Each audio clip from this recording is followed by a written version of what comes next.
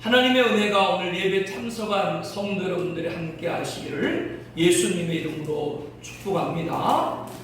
예수님께서는 승천하시면서 볼지어다 내가 내 아버지께서 약속하신 것을 너희에게 보내리니 너희는 위로부터 능력이 입힐 때까지 이 성에 머물라 명을 하셨죠.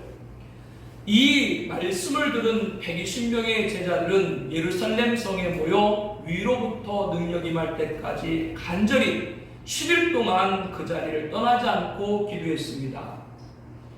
주님의 약속하신 성령이 맺고 120 제자들은 성령의 충만함을 받고 성령의 말하심을 따라 증언하기를 시작했죠. 바로 2000년 전 교회, 오늘 우리 교회들이 탄생한 날입니다. 이 역사에 대해서 베드로는 하나님이 말씀하시기를 말세 내가 내 영을 모든 육체에 부어주리니 너희 자녀들은 예언할 것이요 너희 젊은이들은 환상을 보고 너희 늙은이들은 꿈을 꾸리라. 그때 내가 내 영을 내 남종과 여종들에게 부어주리니 그들이 예언할 것이요 라고 했습니다. 이 말씀은 주의 크고 영화로운 날이 이르기 전이란 예언과 연결이 되고 있지요. 주의 크고 영화로운 날이란 정말 재림을 말씀합니다. 즉 성령께서는 2000년 전 교회가 탄생할 때만이 아니라 주님 다시 오시는 그날 마지막 날까지 그 종들을 택해서 성령을 부어주시고 예언할 것이요 그리고 다시 예언하여야 하리라. 바로 다시 오실 예수님의 길을 예비하게 하는 겁니다. 그들이 바로 종말의 사명자인 14만 4천 두 증인인 것이죠. 종말의 최대 징조는 적그리스도의 등장이라고 말씀을 드렸습니다. 그때 14만 4천 두 증인으로 대표되는 종말의 사명자들은 그자의 정체를 폭로할 것입니다. 지난주에 적그리스도에 관해서 자세히 우리가 말씀을 나눴죠. 배교의 최종은 적그리스도입니다. 그렇기 때문에 믿음에서 이탈하면 안 돼요. 짐승으로 상징된 적그리스도는 과장되고 신성 모독하는 말을 입을 받아서 하나님을 향하여 비방하더라 라고 했습니다. 또한 탁월한 언변과 술수 그리고 뻔뻔한 속임수로 열불 열왕 적그리스도 제국을 세우고 세계를 지배하게 됩니다.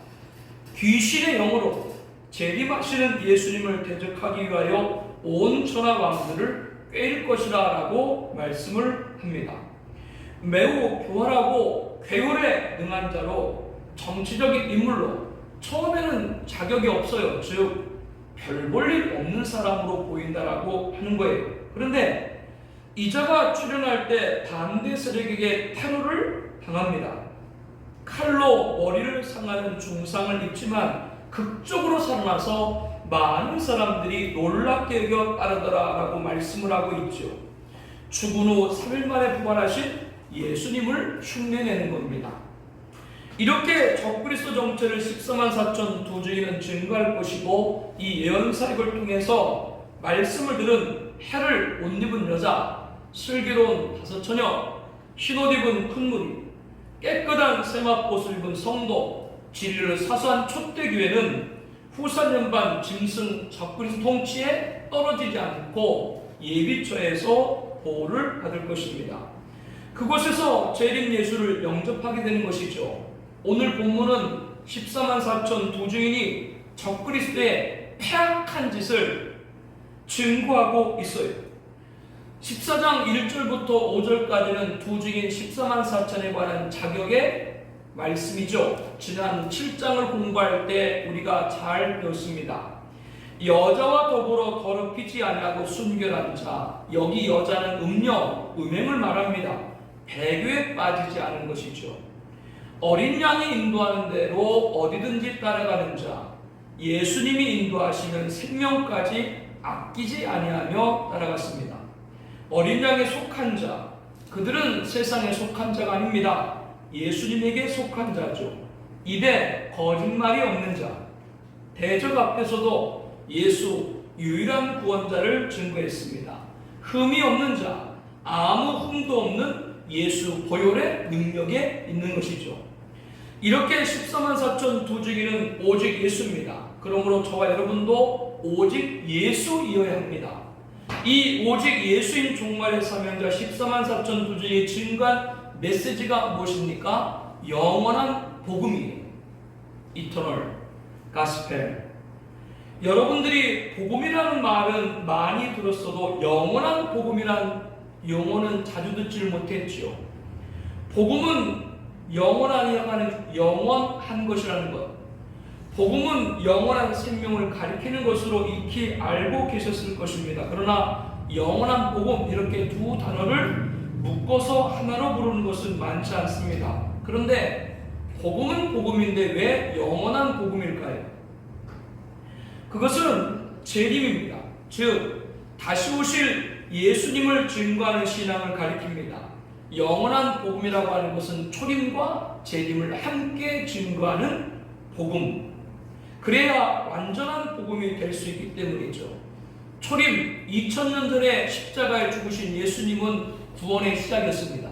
재림 다시 오실 예수님은 십자가의 완성, 구원의 완결인 것이죠. 특별히 영원한 복음은 재림 종말의 말씀인 계시록임을 알아야 됩니다. 오늘 6절 말씀에 보니까요, 이렇게 말씀을 하고 있죠. 영원한 복음을 모든 민족과 종족과 방언과 백성에게 전하라 라고 말씀합니다. 10장 10절 이하에도 보게 되면 작은 두루마리를 받아먹고 많은 백성과 나라와 방언과 임금에게 다시 예언하여 하리라. 즉 영원한 복음과 작은 두루마리를 받아먹고 증거하는 지역 전세가 동일하다고 하는 건 영원한 복음과 작은 두루마리가 같다라고 하는 것이고, 그거를 받아먹고 다시 예언하여 하리라. 그 예언이 뭐예요?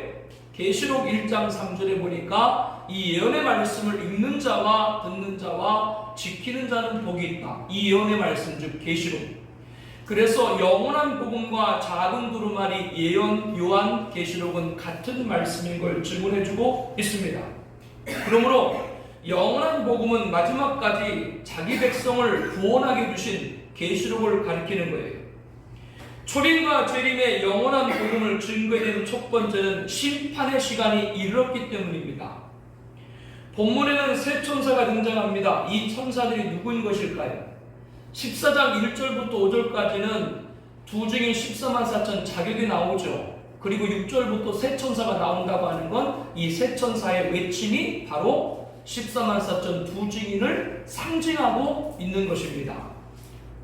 그렇기 때문에 이 말씀 6절에 보게 되면 다른 천사가 첫째 천사고, 8절에 또 다른 천사, 곧 둘째가 둘째 천사고, 9절에 또 다른 천사고, 셋째가 셋째 천사입니다.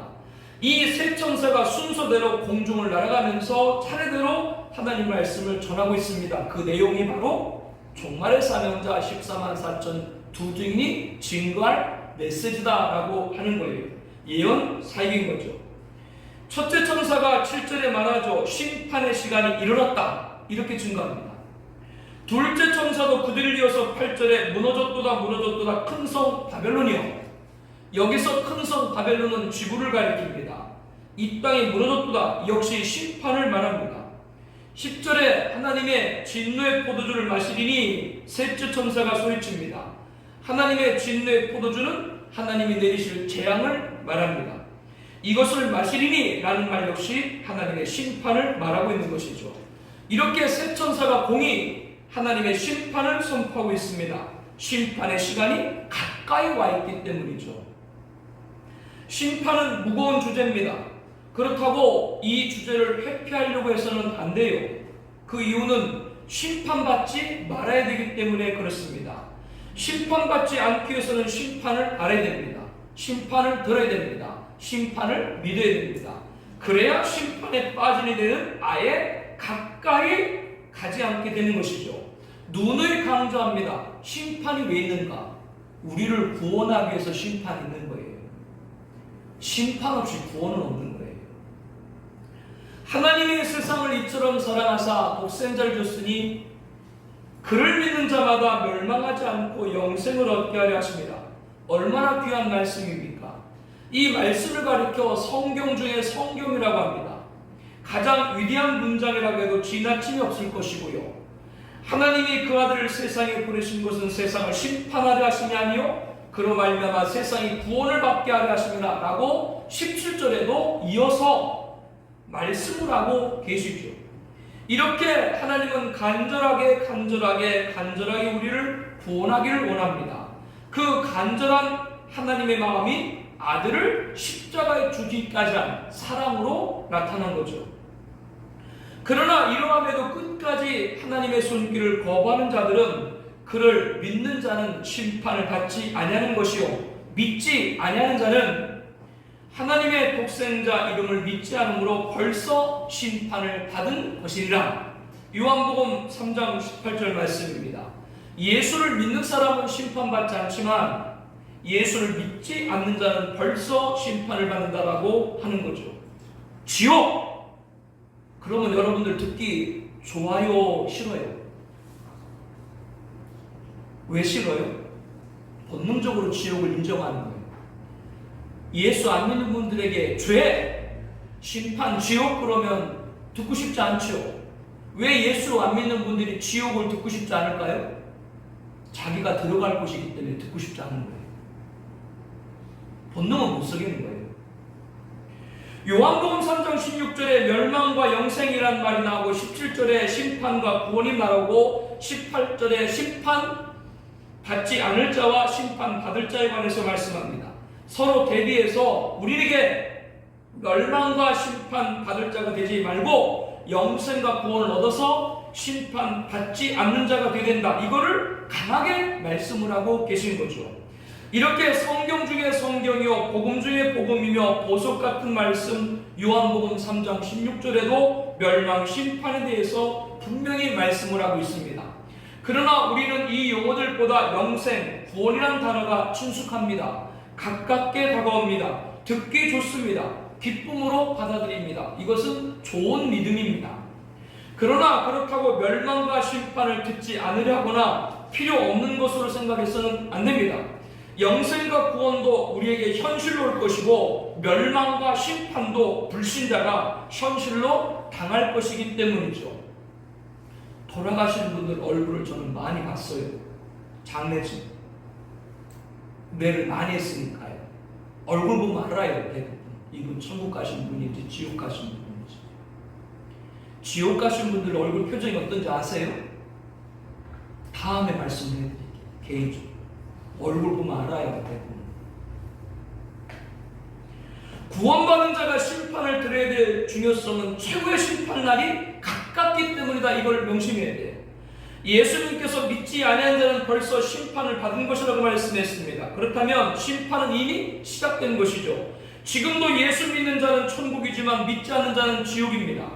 심판은 이렇게 현재 진행이면서 마지막 심판, 최종적인 심판이 있습니다.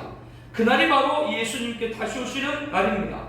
예수님의 재림과 종말은 같은 말입니다.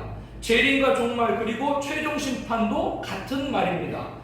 이 날이 가깝기 때문에 성도들은 심판의 메시지를 듣기 싫어하거나 피하려 해서는 안 됩니다. 나는 물론이고 내가 기도하는 모든 이들이 이 심판에 빠져서는 안 되기 때문입니다. 그러므로 심판의 설교를 귀담아 듣고 가슴 깊이 새게 됩니다. 심판의 날이 가깝기 때문이죠. 이 자세가 영원한 복음 초림과 재림을 함께 전파하는 성도의 성경적 자세입니다.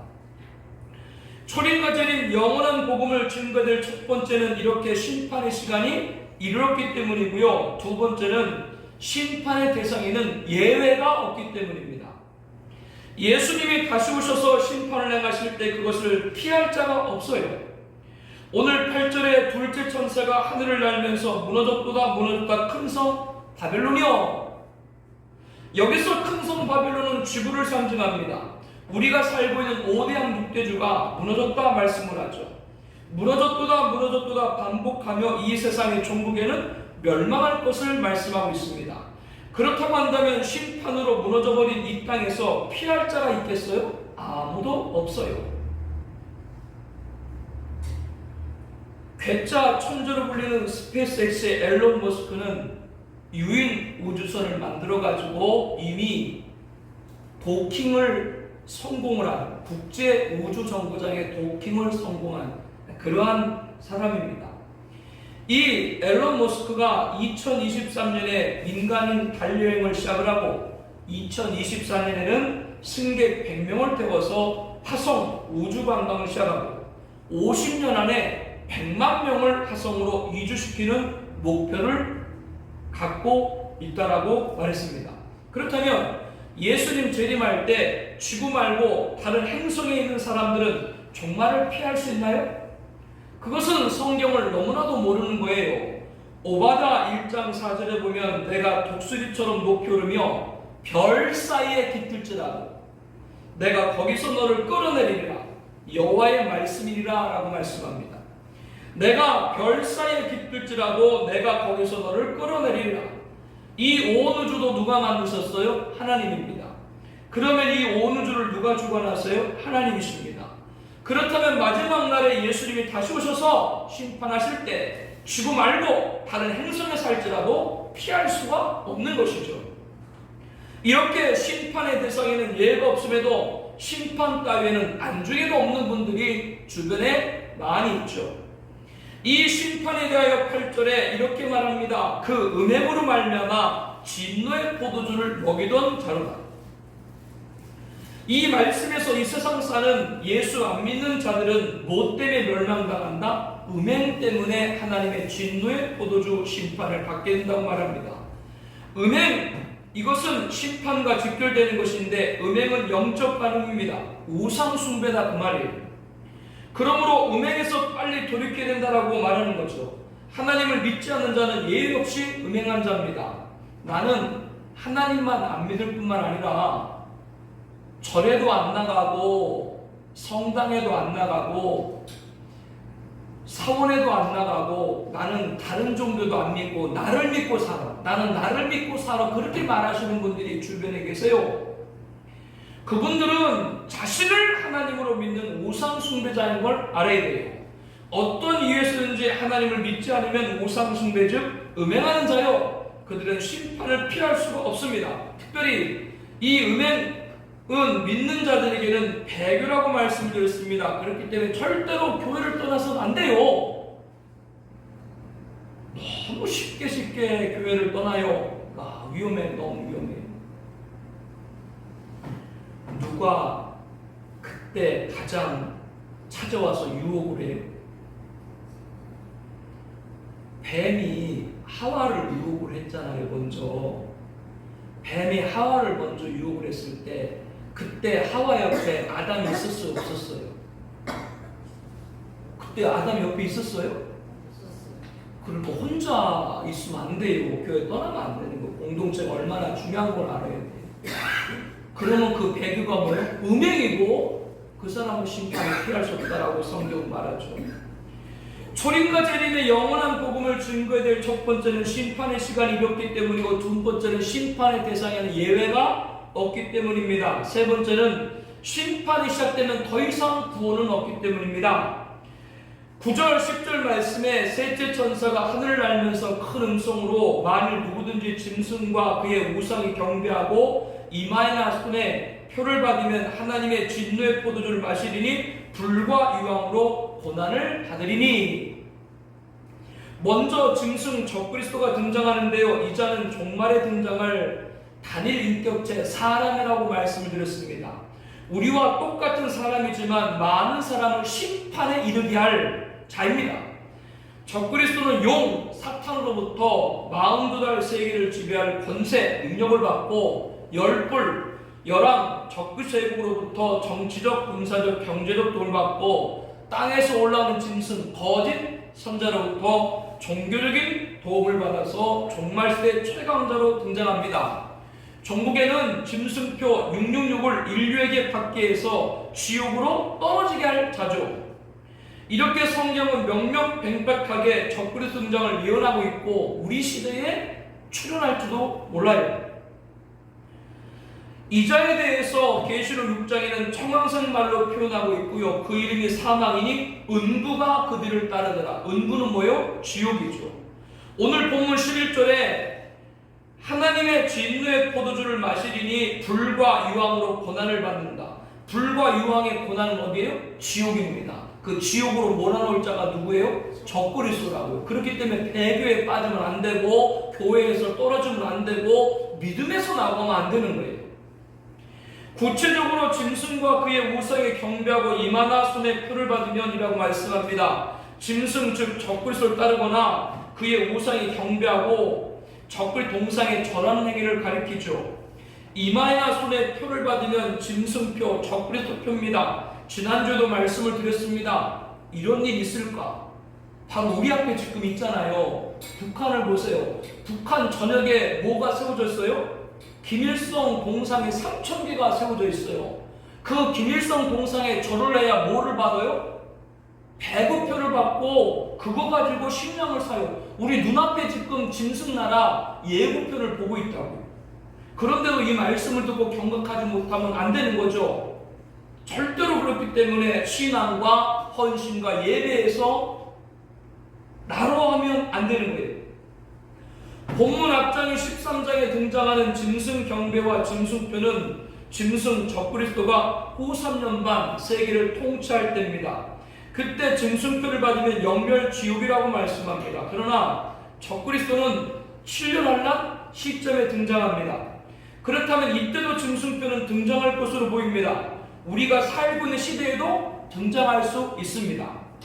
그렇다면 제가 지금 말씀드리려고 하는 것은 짐승 적그리스도가 등장하기도 전이고 7년 한란이 시작되기도 전인 지금 오늘 우리가 살아가는 시대에 정부에서 우리 사람 몸에 집어넣는 생체 이식 장치를 배포하면 우리는 어떻게 될까라고 하는 거죠.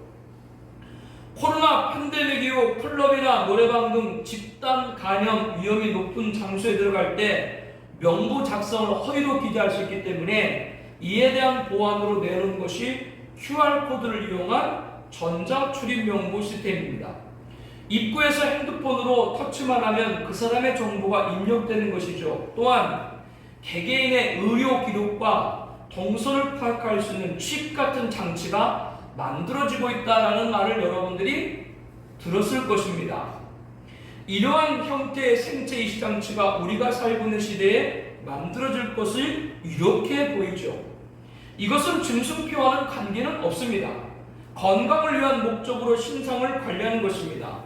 지금 이미 사람들 몸에 직접 칩을 이식하지 않고도 이러한 기능은 개발된 상태죠. 그러나 중요하게 보아야 될 것은 공익, 여러 사람의 공익을 위한 것이라면 모든 사람의 일거수일투족을 합법적으로 통제할 수 있게 된다라고 하는 거죠. 우리나라뿐 아니라 세계 각국의 여러 나라들도 이러한 일들을 추진하고 있습니다. 그렇다면 인류 전체의 신상을 알 수 있는 시스템이 이미 갖춰지고 있는 것이죠. 앞으로 모든 국가들이 인류의 안전과 이익을 위해서 세계 단일 정부를 구성하고 세계 단일 정부가 지구촌 모든 사람들의 신상을 갖게 되고 만약 그것이 불의한 자의 손에 넘어가게 되면 심각한 일이 발생하는 것이죠. 즉 세계 단일 정부와 인류의 정보를 독점할 적그리스도 체계가 만들어지고 있는 것입니다. 7년 한란이 굉장히 인접해 있는 것이 지금 때예요. 그렇다면 아직 그 시기는 아니지만 적그리스도가 등장하기 이전 지금 시대에 공익과 선의의 목적으로 만들어지는 생체 이식장치가 있을 때 우리는 어떻게 됩니까? 이것은 받아도 아무 문제는 없습니까? 그러나 저는 그러한 상황이 오면 여러분들에게 받지 말 것을 권면할 겁니다. 짐승표는 아니지만 생활에 편리한 장치로 받게 되면 장차 짐승 적그리스도가 등장했을 때 그자가 주도할 짐승표도 거부감 없이 받게 될 수 있기 때문이죠. 짐승 적그리스도가 등장하기 전에도 용인하지 말아야 됩니다. 지금은 짐승표가 아니지만 짐승표로 발전되는 과정이고 사람들로 하여금 거부감 없이 받아들이게 하는 사탄의 계략인 것이죠. 짐승으로 상징된 적그리스도는 지금 존재해 있지는 않습니다. 혹 현존에 있다고 하더라도 그 활동 시기가 아직은 아닙니다. 오늘 본문 무너졌도다 큰 성 바벨론이요 이 세상의 종국인데요. 아직 그날이 이르지 아니한 것처럼 마지막 날 예수 재림 7년 전에 등장해서 성도를 미혹할 적그리스도도 아직 출현하지는 않았습니다. 그럼에도 짐승 적그리스도에 대해서 지금 알아야 되는 것은 종말의 때 이자를 따르거나 이자를 본뜬 우상에 경배하거나 이자가 주는 표를 짐승표 666을 받는 자는 하나님의 진리의 포도주를 마시니 불과 유황으로 고난 받으리라 라고 말씀을 하고 있어요. 멸망에 북한에 왕래가 한참 있었을 때 목사님들이 많이 가셨어요. 좋은 일을 많이 했습니다. 북한에 딱 도착하자마자 금수산 창간을 합니다. 말이 창간이지 거기 있는 김일성, 김정일 있는 그 앞에 절을 해야 돼요. 다 같이 묵념, 일동, 경례. 그러면 목사가 그 김일성, 김정일 그 죽은 유이 앞에, 미라 앞에 절을 해야 돼요, 안 해야 돼요? 이런 일과 같이 하나님을 배교하게 하는 그런 세력들이 우리를 절하게 한다라고 하는 성경의 가장 대표적인 게 누구예요? 다니엘과 세 친구예요. 절대로 우상에게 절하면 안 되는 거예요. 왜? 그렇게 쉽게 하다가 마지막에 그 최후가 뭐라고요? 불과 유황으로 고난받으라. 지옥 형벌입니다.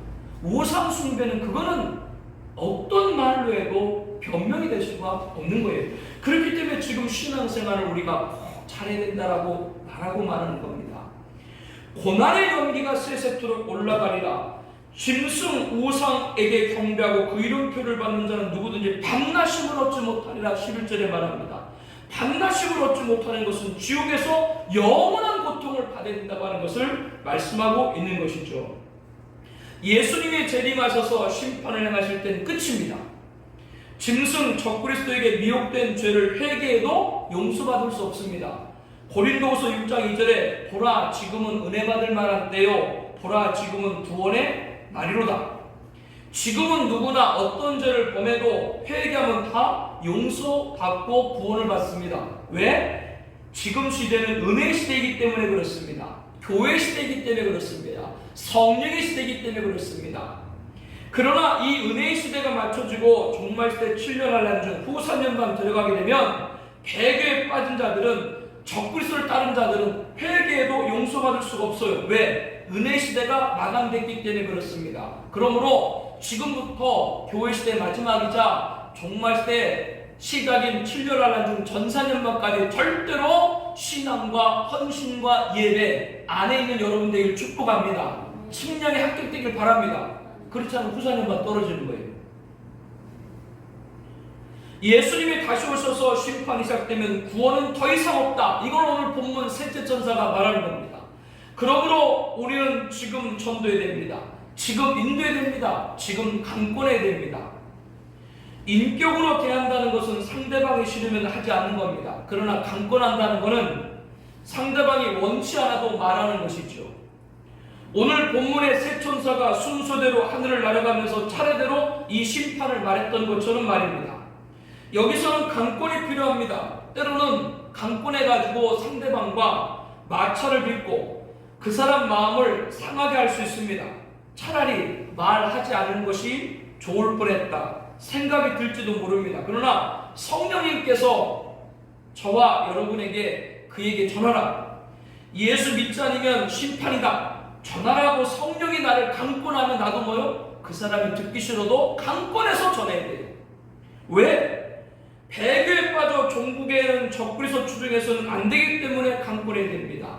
오직 주께서는 너희를 대하여 오래 참으사 아무도 멸망하지 아니하시고 다 회개하게 이르기를 원하십니다. 이 하신 하나님 마음같이 안타까움을 갖기에 강권하게 되는 것이죠. 강권하다가 부딪힘보다 강권함으로 심판을 듣지 못해서 멸망받는 자가 되도록 해서는 안 되기 때문입니다. 이 자세가 영원한 복음 초림과 재림을 함께 전파하는 성도의 성경적 자세입니다. 성도님이 교회를 오고 나누건 신경을 안 쓰면 목사가 편하겠죠. 지 복이지 뭐. 지가 복 받으면 잘 믿고 지가 복 안 받을 거면 안 믿고 목사가 그렇게 생각하고 강권 안 한다. 그 목사가 아니지. 그 권사님이, 그 집사님이 기분이 좀 상해도 권사님, 집사님 이렇게 하면 안 돼요. 마지막 때예요. 안 돼요. 믿음 지켜야 돼요. 더 기도하셔야 됩니다. 인간의 방법, 수단으로 안 돼요. 하나님께 무릎 꿇고 하나님 응답 받아야 됩니다. 목사는 그렇게 말해야 되는 거예요. 영원한 복음 증거가 마찬가지지만 마지막 추수가 있습니다. 종말시대 7년환란 중 전사년반 14만 4천 두 증인의 예언사역이 맞춰지고 후사년반 짐승 적불 통치가 끝나면 예수님이 재림 종말이 맞죠. 이를 오늘 본문에는 추수라고 말합니다. 추수는 두 가지예요. 그 후에 우리 살아남은 자들도 그들과 함께 구름 속으로 끌어올려 공중에서 주를 영접하게 하시리니 그리하여 우리가 항상 주와 함께 있으리라. 데살로니가서 4장 17절 이 말씀은 의인, 익은 곡식 추수에 관한 말씀입니다. 여호와께서 이르시되 내가 땅 위에 사는 모든 것을 진멸하리라. 내가 사람을, 짐승을 진멸하고 공중의 새와 바다의 고기와 거치게 하는 것과 악인들을 나홀로 진멸할 것이다. 내가 사람을 땅 위에서 멸절하리라. 나 여호와의 말이자. 악인, 익은 포도 추수에 관한 말씀입니다. 이렇게 의인, 익은 곡식에 관한 추수가 있고 악인, 익은 포도에 관한 추수가 있어요. 본문 14절에 또 내가 보니 흰 구름이 있고 구름 위에 인자와 같은 이가 앉으셨는데 그 머리에는 금멸관이 있고 그 손에는 예리한 낫을 가졌더라 라고 말씀을 하고 있습니다. 이 익은 알곡을 추수하는 분이 흰 구름 위에 인자 같으니 이렇게 말하죠. 머리에는 금멸관이 있고 손에는 예리한 낫을 가졌다. 이분이 누구신 거예요? 예수님인 것이 분명합니다. 인자 사람의 아들과 같다. 금멸관이 있다라는 표현만 아니라 15절에 보니까 또 다른 천사가 당신의 낫을 휘둘러 거두소서 이렇게 윗분에게 존칭을 하는 말씀을 찾아보죠. 구름 위에 앉으시니 이 존칭어 이거는 천사가 아니라 예수님에게 올려드린 존칭어인 걸 알게 하는 겁니다. 15절 말씀에 또 다른 천사가 성전으로부터 나와 구름 위에 앉은 이를 향하여 큰 음성으로 외치르되 당신의 낫을 휘둘러 거두소서. 땅의 곡식이 다 익어 거둘 때가 이르렀습니다. 곡식이 다 익어 거둘 때가 되었다. 여기서 곡식이 누구예요? 바로 어린 양의 생명책에 명명된 성도들을 말합니다. 이제 구원받을 모든 수가 다 채워졌다. 채워졌기 때문에 뭐요? 이제 추수를 해야 되는 것이죠. 16절 말씀에 구름 위에 앉으신 이가 낫을 땅에 이두림에 땅의 곡식이 거두어지리라. 이 말씀이 바로 공중수고를 가리키는 겁니다. 7째 나팔 7대접 가운데 6대 대접에서 예수님의 재림과 공중수고가 있게 됩니다. 이 시기는 7년 환란이 다 맞춰진 다음입니다. 7년 환란 직전이 아닙니다. 7년 환란이 끝나고 예수님이 재림할 때 성도들 어떻게 된다고요? 공중수고하게 돼요. 그것이 오늘 본문에는 낫을 휘둘러 익은 곡식을 거두소서. 그 익은 곡식이 누구예요? 바로 공중수고할 성도라고 하는 것이죠. 하나님의 택한 백성들은 이때 모두 공중으로 수고되어서 이 세상이 7대적 심판 불로 소멸할 때 구원을 갖게 되는 거예요. 공중으로 끌어올려 가시는 건 다른 뜻이 아니라 그때 이 세상은 불심판으로 만멸하기 때문에 하나님께서 공중으로 불러 그 심판에서 건진다라고 하는 겁니다. 이처럼 곡식을 거두시는 추수의 역사가 택하신 자들을 위하여 그날들을 감하시라 라는 최종적인 구원입니다. 공중 돌림 슈고에 대한 계시죠. 또 다른 추수가 있습니다. 17절 말씀 보니까 또 다른 천사가 하늘에 있는 성전에서 나오는데 역시 예리한 낫을 가졌더라.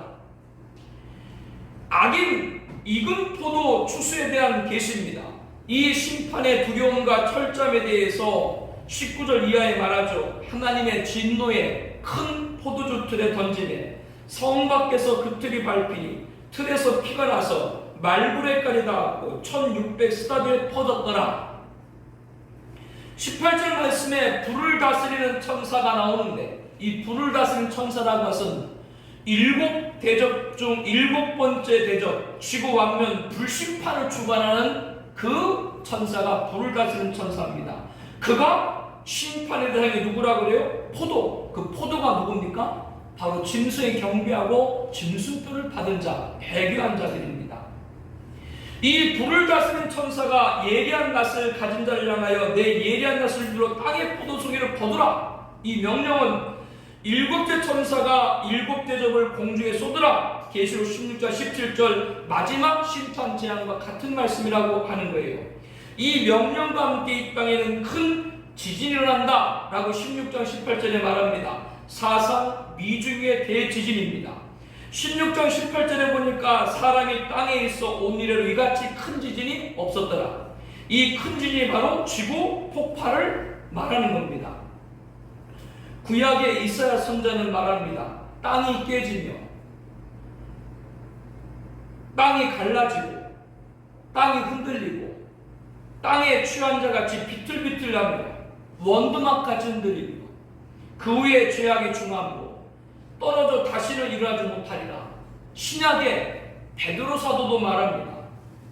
주의 날이 도둑같이 오리니 그날에는 하늘이 큰 소리로 떠나가고 물질이 뜨거운 불에 풀어지고 땅과 그 중에 있는 모든 일이 드러나리라. 계시록 16장 19절 이하에 보면 이 큰 지진의 결과 큰 성이 세 갈래로 갈라지고 만국의 성들이 무너지니 큰 성 바벨론이 하나님 앞에 기억하신 바 되어 그 맹렬한 진노의 포도잔을 받으매 각 성도 없어지고 산악도 간데 없더라. 여기서 말씀하는 하나님의 맹렬한 진노의 포도주, 이것이 오늘 본문에도 뭐요? 하나님의 진노의 큰 포도주틀, 이렇게 말씀을 하고 있죠. 20절 말씀에는 성 밖에서 그 틀이 밟히니 틀에서 피가 나서 말 구레까지 닿았다라고 말합니다.